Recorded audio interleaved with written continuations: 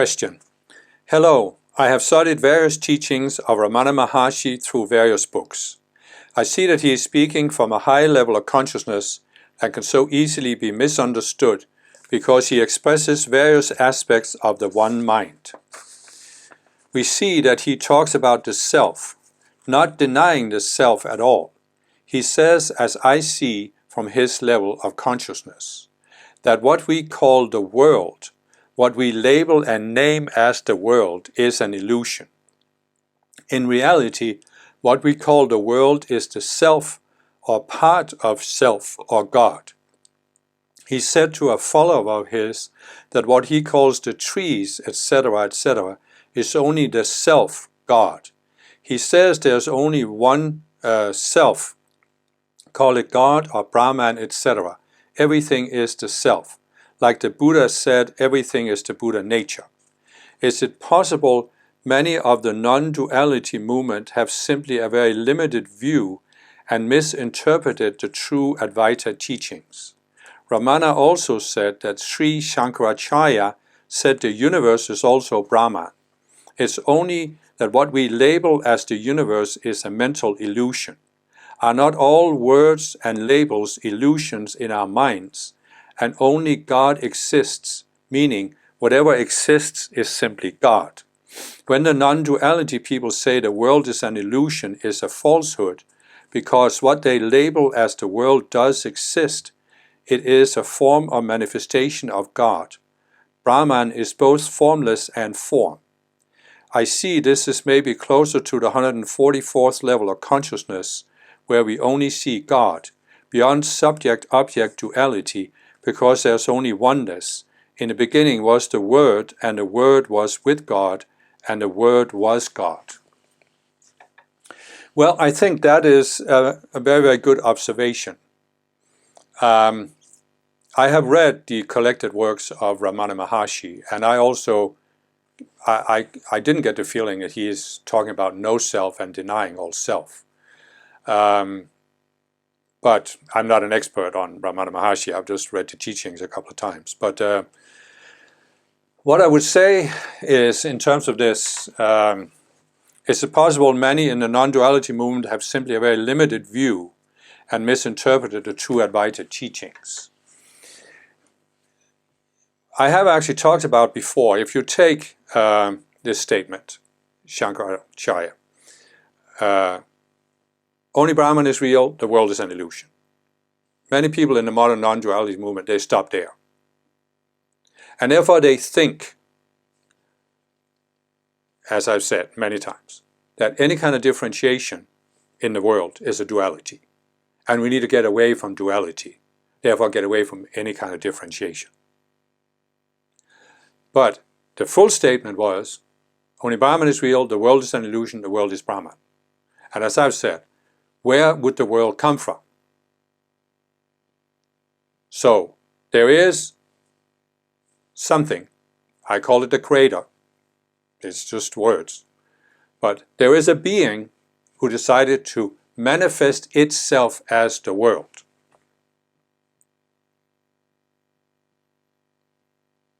And it manifested itself as us, and then it gave us free will. And free will can be exercised in two ways, as I've explained many times. We start out seeing ourselves as connected beings. In the beginning, we don't have a clear idea what we are connected to, but it's really our higher selves. But we see ourselves as connected beings. But the other way to exercise free will is to go into this illusion that we are separate beings. This illusion that we are separate beings is only created in our minds. It doesn't exist in reality. We will always be connected beings because we are out of Brahman, out of the Creator's being. But once we go into separation, we lose that awareness. And now we see contrast, duality. So we are seeing everything in the world has form. There must be something beyond form that's formless. That's God, that's Brahman. So the whole idea, basically you can say, Shankara's statement, only Brahman is real, the world is an illusion. It's dualistic. It creates a duality between Brahma and the world. But as I said, where did the world come from? It could only have come from Brahma. There is nothing else that's real. But Shankara's full statement was, the world is Brahman because the illusion is that the world is separated from Brahman. And this illusion was only created after we used our free will to go into separation. Because from separation, we see everything in terms of dualistic polarities. That's what I explain in many of my non-duality videos, where I talk about you cannot grasp non-duality if you don't understand what the duality consciousness is and how it colors the way we look at everything once we're inside of it. So you go into separation, you go into duality, and now you are seeing that the world is differentiated as form, and the opposite dualistic polarity must be something that's formless. And therefore, only the formless is real, and all form is an illusion, meaning all self is an illusion. But that's a dualistic illusion, that's a dualistic projection. And from what I got out of reading Ramana Maharshi's teachings was that he clearly sees that. He sees that the illusion is that the world could be separated from Brahman, that the world could be other than Brahman. And that when you reach a higher level of consciousness, that duality falls away, and you see that Brahman is in every form. Every form is an expression of a manifestation of Brahman. And so what this actually brings up is this whole approach that you see so much in spiritual circles, both in the East and in the West, where in order to be really spiritual, you have to forsake the world. And there can be validity in it, in the sense that the world has so many things that pull on our attention, that you can very easily get into being completely absorbed in worldly activities. So there can be validity in withdrawing from the world. As I've said, this was more so in the age of Pisces, whereas in the age of Aquarius, the challenge is to be in the world but not of the world. But nevertheless, you can withdraw from the world and live in a monastery and not raise your awareness very much, because you are thinking that you have to get away from the world in order to get to Brahman.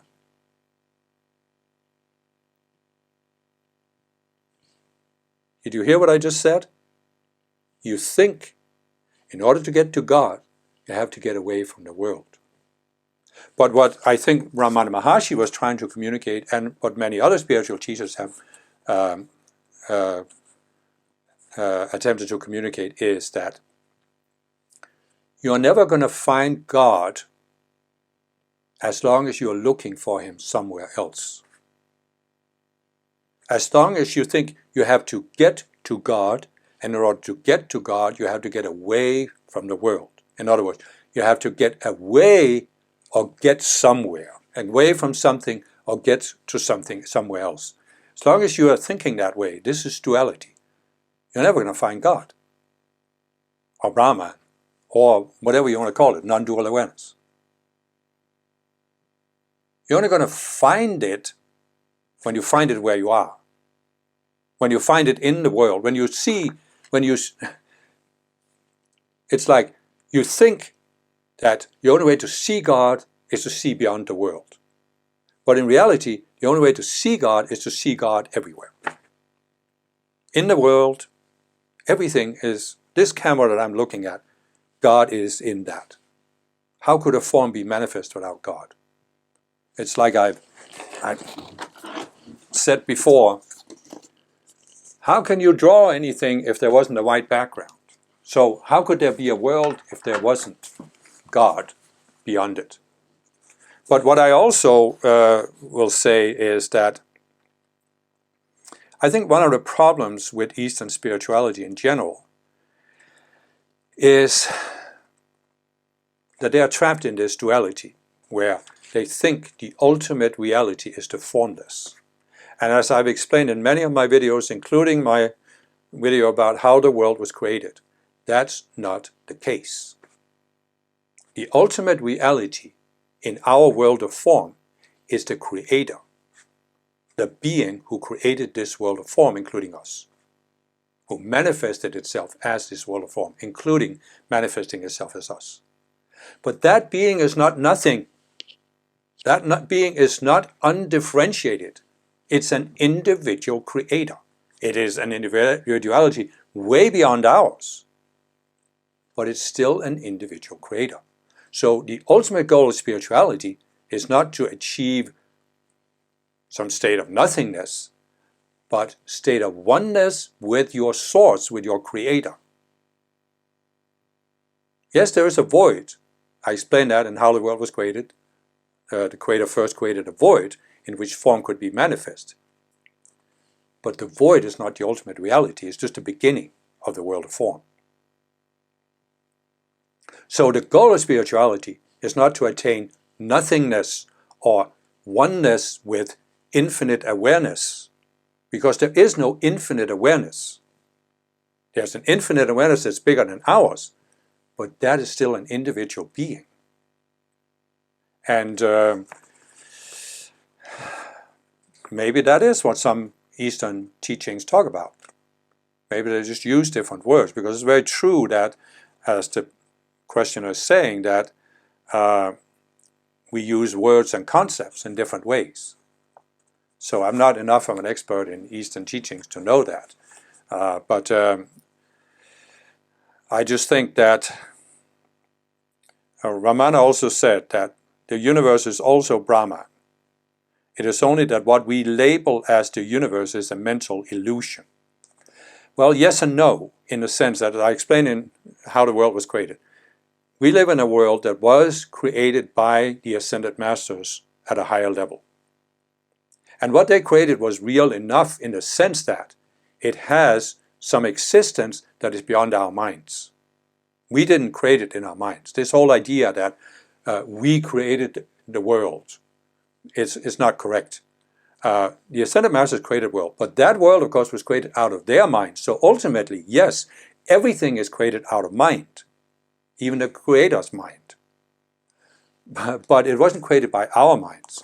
But it's very true that what we see is something we label. And what it really means is that when you see yourself as a separate being, everything you see from that consciousness of duality is an illusion. It is just a label. It's a mental illusion because we have defined how the world should work. But when you step into seeing yourself as a connected being, you are connecting to that world that was created by the Ascended Masters at a higher level. And as you increase your connection, you increase your awareness of that world, where instead of defining it in your mind, you are discovering the world that's created by greater minds than ours. And so the person says, are not all words and labels illusions in our minds? And certainly, from the state of duality, yes. But a lot of them are. But still, I mean, you can say it depends on what you do with them in your minds. Because this is a glass. It's not dualistic. It's just a word in the language called English that we have used to communicate. So a lot of the words and labels we use are just to make communication practical. But the problem is that when we're in duality, we identify with the label. And it's not about practical things, but when we talk about God, for example, we have created in duality a mental illusion about what God is. And yes, they are illusions in our minds. And then it says, are not all words and labels illusions in our minds and only God exists? Meaning, whatever exists is simply God. Well, it's not that only God exists, because there are, as I said, a hierarchy of beings between us and the Creator. And they also exist, and they are on their way to growing. We are all on our way to growing towards that Creator consciousness. But you can say everything is an expression of God. It says then, whatever exists is simply God. I wouldn't say it's simply God, because, as I said, there are all these levels, different realms, as I explained in my video about how the world was created. We are in the seventh sphere. There are 6 spheres between us and the Creator. And they are ultimately God, but they are expressions of God that are real. It's not that it's all illusions created in our minds. It's not that it's all illusions. See, basically what I would say is, when you're in duality, everything you create in your mind is an illusion. When you are a connected being, especially when you reach higher levels of connectedness, you can create something that is, in a very real sense, real. Because, as I also explained, we are meant to be co-creators. The world we are in is not finished. We are the individual extensions of God sent in here to finish the creation. So we can create something that's real with our co-creative abilities. But while we are in separation and duality, we are creating illusions, or things that we can also create physical things. Like I've explained, we created poverty, for example, on Earth, but it's ultimately unreal, and it's not, cannot become permanent. So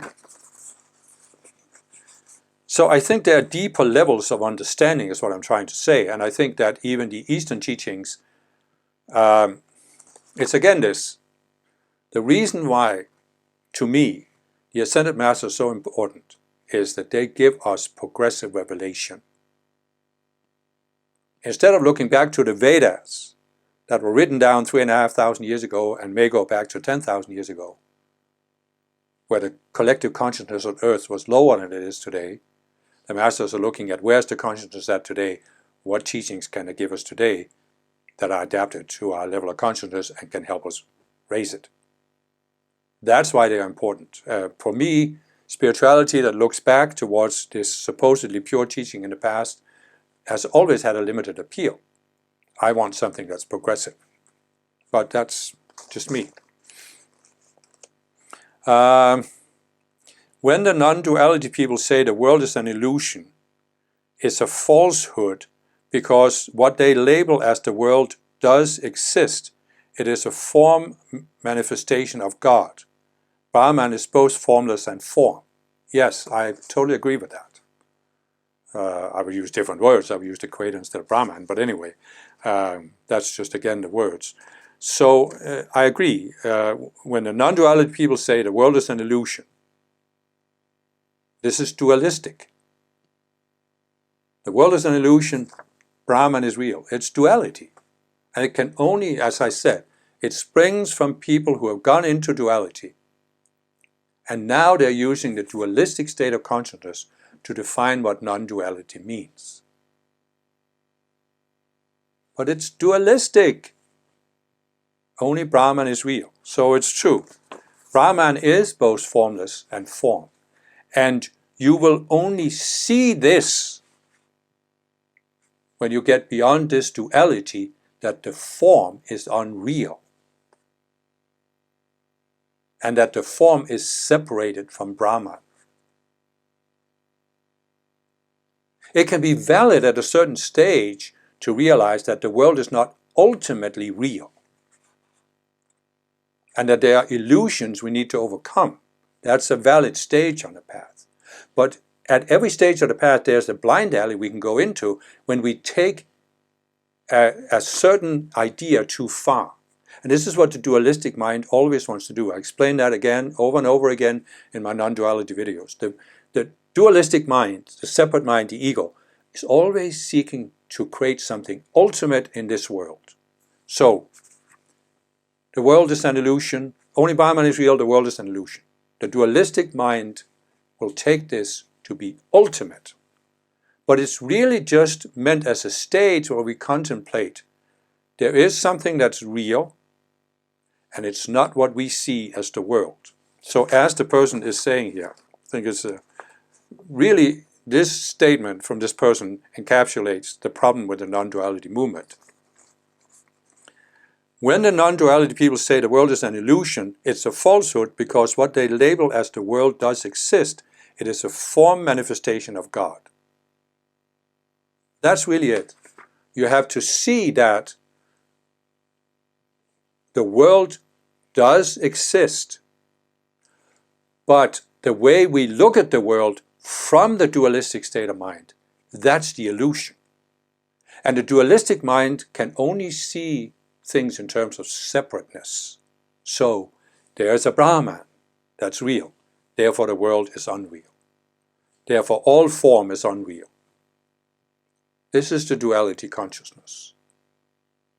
And we need to see beyond that. And when we do, we see that it's not the highest possible statement that the world is an illusion, because the world is an expression of Brahman that has taken on form. The formless has taken on form, and you will only see the formless